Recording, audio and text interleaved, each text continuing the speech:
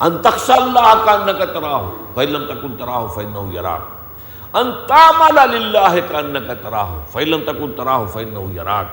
تم عمل کرو اللہ کے لیے، بھاگ دوڑ کرو، جد و جہد کرو، محنت کرو اللہ کے لیے، گویا کہ تم اسے دیکھ رہے ہو، اور اگر تم اسے نہیں دیکھ رہے تو وہ تو تمہیں دیکھ رہا ہے.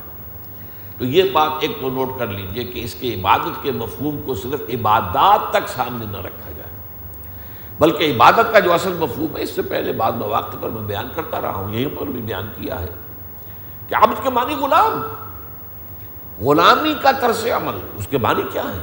آقا کی اطاعت، ہمہ تن ہمہ وقت ہمہ جہت اطاعت، یہ غلامی ہے. اس لیے کہ وہ تو مملوک ہے، وہ امپلائی نہیں ہے کہ اتنے گھنٹے کا انہیں کام کرنا باقی میں آزاد ہوں. نہیں، امپلائی ریلیشن شپ جن سے نکال دیجیے. مالک اور غلام، آقا اور غلام. غلام تو ملکیت ہے، اس کے کوئی اوقات معین نہیں ہے. وہ یہ بھی نہیں کہ میں یہ کام تو نہیں کروں گا، یہ کروں گا. آپ نے مجھے ملازم رکھا ہے باورچی کی حیثیت سے، میں آپ کا ٹوائلٹ تو صاف نہیں کروں گا، لیکن نہیں، غلام تو نہیں کہہ سکتے. تو ہمہ تن ہمہ وقت ہمہ جہت بندگی.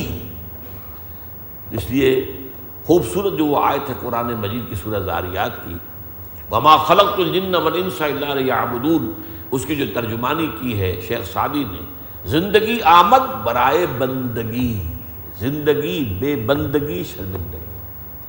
تو بندگی اس کا جو ہے سب سے بڑا مفہوم، البتہ اس کے ساتھ ہی اس میں محبت کا ایلیمنٹ شامل ہوگا، تب عبادت بنے گی، محض اطاعت نہیں، محبت. لہذا ایک ہے لفظ فارسی کا بندگی اور ایک ہے لفظ پرستش. تو بندگی اور پرستش کو جمع کریں گے تو عبادت بنے گا. لیکن اس کا وہ پہلو بہرحال سامنے رہنا چاہیے کہ اس سے مراد صرف یہ عبادات نہیں، یہ بھی اس میں شامل ہے. نماز، روزہ، حج اور زکوٰۃ عبادات ہیں جو اس بڑی عبادت کے لیے ہمیں تیار کرتے ہیں، ہمیں سپورٹ کرتے ہیں. اس لیے کہ وہ بڑی عبادت آسان کام نہیں ہے. ہمہ تن ہمہ وقت ہمہ جہت اللہ کی بندگی کرنا، اطاعت کرنا، اس کے لیے آپ کو سپورٹس کی ضرورت ہے. نماز سپورٹ دیتی ہے، روزہ سپورٹ کرتا ہے، زکوٰۃ سپورٹ کرتی ہے، حج سپورٹ کرتا ہے. تو پہلی بات تو یہ کہ احسان، اس کے لفظی معنی کسی شے کو حسین بنانا. یہاں مراد احسان اسلام، اسلام خوبصورت ہو جائے. اور اس کے لیے میں نے آیات آپ کو سنائی. حدیث میں جب فرمایا تو اس کا جواب کیا ہے؟ ان تعبد اللہ کانک تراہ فإن لم تکن تراہ فإنہ یراک، ان تخشى اللہ کانک تراہ فإن لم تکن تراہ فإنہ یراک، ان تعمل اللہ کانک تراہ فإن لم تکن تراہ فإنہ یراک. اب یہ جو الفاظ ان کو نوٹ کیجئے، اس طریقے سے اللہ کی بندگی کرنا گویا کہ تم اللہ کو دیکھ رہے. یہ اصل میں ایمان اور یقین کی انتہائی کیفیت کا نام ہے وہی ایمان. ایمان در حقیقت بالغیب ہے، اللہ ہمارے سامنے تو نہیں ہے، ہمارے پاس ہے، ہمارے ساتھ ہے. نحن اقرب الیہ من حبل الورید. لیکن غیب کا ایک پردہ جو ہے وہ جو ہے موجود ہے، حائل ہے.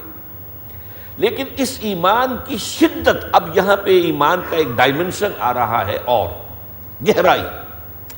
ایمان کی گہرائی اتنی شدید ہو جائے کہ گویا کہ تم اسے دیکھ رہے ہو. یہ گویا کہ کہا گیا کانک تراہ، دیکھ تو سکتے نہیں، اس دنیا میں رہتے ہوئے دیکھنا ممکن نہیں.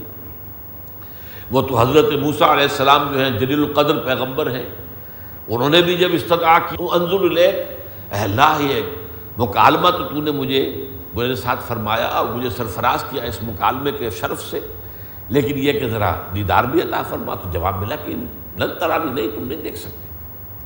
یہ تو حضور کے بارے میں بھی اختلافی مسئلہ ہے کہ شب معراج میں بھی حضور نے اللہ کو دیکھا یا نہیں دیکھا، اللہ کی آیات کو دیکھا.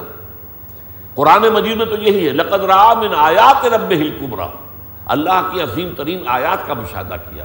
لیکن بہرحال ایک رائے ہے، صحابہ میں سے موجود ہے کہ اللہ کو دیکھا. چنانچہ حضرت علی رضی اللہ تعالیٰ عنہ کی رائے یہ ہے، حضرت عمر کی نہیں، حضرت عائشہ کی نہیں. حضرت عائشہ نے تو بہت خوبصورت الفاظ کہے. جب پوچھا گیا کہ کیا حضور نے اللہ کو دیکھا تو آپ نے فرمایا نور انا یرا، وہ تو نور ہے، اسے دیکھا کیسے جائے گا؟ نور کے ذریعے سے آپ کسی چیز کو دیکھتے ہیں، نور کو نہیں دیکھ سکتے. بہرحال یہ ایک اختلافی بات ہے. لیکن یہ کہ یہ بات جو یہاں کہی گئی، یہ کانک تراہ، یہ اصل میں انٹینسٹی، اللہ کے وجود، اللہ کی حقیقت اللہ پر اس طریقے سے یقین ہو جائے جتنا کہ کسی چیز کو آنکھوں کے دیکھنے سے یقین پیدا ہوتا ہے۔ یہ کأنک تراہ فإن لم تکن تراہ فإنہ یراک۔ اب اس دوسرے ٹکڑے کے دو معنی کیے گئے۔ ایک تو یہ بھی ہے کہ اس سے کہا گیا کہ اگرچہ تم اسے نہیں دیکھتے وہ تو تمہیں دیکھ رہا ہے، یہ گویا کہ اسی کی وضاحت ہے پہلے ٹکڑے کی۔ اور ایک مفہوم یہ لیا گیا کہ یہ دوسرا درجہ، پوچھنا درجہ تو یہی ہے، اتنی شدت پیدا ہو جائے گویا کہ فی الواقع اپنی آنکھوں سے دیکھ رہے ہو۔ اگر یہ نہ حاصل ہو سکے تو اس سے کم تر درجے میں یہ یقین ہو کہ اللہ مجھے دیکھ رہا ہے، یہ استحضار کہ میں اللہ کی نگاہ میں ہوں، اللہ مجھے دیکھ رہا ہے۔ قرآن مجید میں آتا ہے حضور سے خطاب فرماتا فإنک بأعیننا، اے نبی آپ ہماری نگاہوں میں ہیں، ہم آپ کو دیکھ رہے ہیں۔ اب اس کیفیت میں جو ہوتی ہے، اللہ کا بندہ جو ہے جب اللہ کے لیے کوئی محنت کر رہا ہے، اللہ کے لیے کوئی کام کر رہا ہے، اللہ کے لیے کوئی خدمت اس کے دین کی جو ہے سر انجام دے رہا ہے، اس کے لیے بھوک برداشت کر رہا ہے، اس کے لیے تکلیف جھیل رہا ہے، اس وقت یہ اس کا احساس جو ہے کس قدر اس کے لیے وہ دل جوئی کا بندوبست کا سامان فراہم کر، اللہ مجھے دیکھ رہا ہے، میرا مالک جس کے لیے میں یہ سب کچھ کر رہا ہوں۔ ایسا نہیں کہ مر گئے ہم، انہیں خبر نہ ہوئی، ہم تو ان کے لیے جو ہے اپنا سب کچھ جو ہے لٹا بیٹھے، انہیں پتہ بھی نہیں، وہ مجھے دیکھ رہا ہے، اس کے علم میں ہے۔ میری ساری جو بھی خدمتیں ہیں، خدمت گزاریاں ہیں، میری جو قربانیاں ہیں، میرا جو اصرار ہے، میری جو محنت ہے، میری جو بھاگ دوڑ ہے، ان تعمل للہ کأنک تراہ فإن لم تکن تراہ فإنہ یراک، تو وہ تو مجھے دیکھ رہا ہے۔ تو یہ اصل میں ٹکڑا جو ہے اس کے دو مفہوم ہے۔ ایک تو یہ کہ پہلی ہی بات کی وضاحت ہے کہ اگرچہ تم اسے نہیں دیکھ سکتے لیکن وہ تو تمہیں دیکھ رہا ہے نا، اس لیے یہ یقین پیدا ہو جانا کہ وہ مجھے دیکھ رہا ہے، یہ بھی درجہ احسان پر فائز ہونے کے لیے کافی ہے۔ لیکن اگر اس سے آگے جو صورتحال جو ہے پیدا ہو جائے، وہ شدت اتنی بھی ہو سکتی ہے، اور اس کے بعد صحابہ کرام کی طرف سے اس قسم کی بات کہی گئی۔ حضور کی عادت شریفہ تھی کہ آپ فجر کی نماز کے بعد تشریف رکھتے تھے تھوڑی دیر، یہ نہیں جو ہمارا حال ہے نماز پڑھی اور گئے بس بات ختم ہوئی، لیکن یہ کہ اس کے بعد صحابہ سے کچھ گفتگو ہوتی تھی، کسی نے کوئی خواب دیکھا ہو تو بیان کرے، اس کے بارے میں کچھ اور گفتگو۔ تو ایک صحابی سے آپ نے پوچھا کیف اصبحت، آج کیسی صبح ہوئی تمہیں، کیسی صبح نصیب ہوئی؟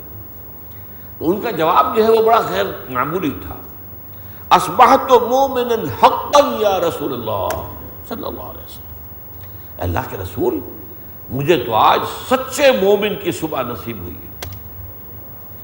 اب یہ بات جو ہے غیر معمولی تھی، تو حضور نے پوچھا لکل شیء صفۃ فما صفۃ ایمانک، ہر شے کی کوئی نہ کوئی صفت ہوتی ہے جس سے آدمی اس کو پہچانتا ہے، تو یہ جو تم کہہ رہے ہو کہ مجھے سچے مومن کی صبح نصیب ہوئی ہے، تو اس کی کیا کیفیت ہے وہ بیان کرو۔ عرض کیا کانی انظر الی الجنہ، میری کیفیت یہ کانی وہی لفظ ہے، کانک تراہ، کانی انظر الی الجنہ، مجھے تو محسوس ہوتا میں جنت کو دیکھ رہا ہوں، وکانی انظر الی النار، اور مجھے تو یقین ہے کہ ایسے جیسے کہ میں دیکھ رہا ہوں جہنم کو۔ تو یہ کیفیت جو ہے ایمان کی شدت، ایمان کا اس درجے میں ہو جانا جو ہے در حقیقت یہ احسان اسلام ہے۔ اس میں اللہ کے لیے جد و جہد، اللہ کے لیے محنت، اللہ کے لیے بھاگ دوڑ، اللہ کا خوف، اللہ کی خشیت، استحضار اللہ فی القلب، اللہ کے لیے عبادت، اللہ کی یہ تمام جو کیفیت ہے، اس سب کے اندر حسن پیدا ہو جائے، نکھار پیدا ہو جائے، خوبصورتی پیدا ہو جائے، اور یہ کیفیت اگر پیدا ہوگی تو کس سے ہوگی؟ وہ یقین کی گہرائی سے۔ اب یوں سمجھیے کہ ہمارے سامنے تین درجے آئے، ایمان صرف زبان پر آیا ہے تب بھی اسلام تو ہو گیا، اقرار باللسان ان تشہد ان لا الہ الا اللہ وان محمد رسول اللہ، اب ایمان دل میں داخل ہو جائے یہ ایمان ہو گیا۔ ایک ہے اب یہ ایمان دل کی گہرائیوں میں اتر جائے، اور دل کی گہرائیوں کے بارے میں یہ جان لیجئے اتھاہ ہیں یہ گہرائیاں، اس لیے کہ دل جسے ہم کہتے ہیں، ایک تو یہ گوشت کا ایک ٹکڑا ہے، اور یہ اس کا کام ہے خون پمپ کرنا، ایک طرف سے خون لیتا ہے، پھیپھڑوں کی طرف سے صاف شدہ خون آ گیا، اس نے دھکیل دیا پورے جسم کی طرف، پورے جسم سے وہ خون جس کے اندر آلائشیں وغیرہ جمع ہو گئی ہیں وہ لے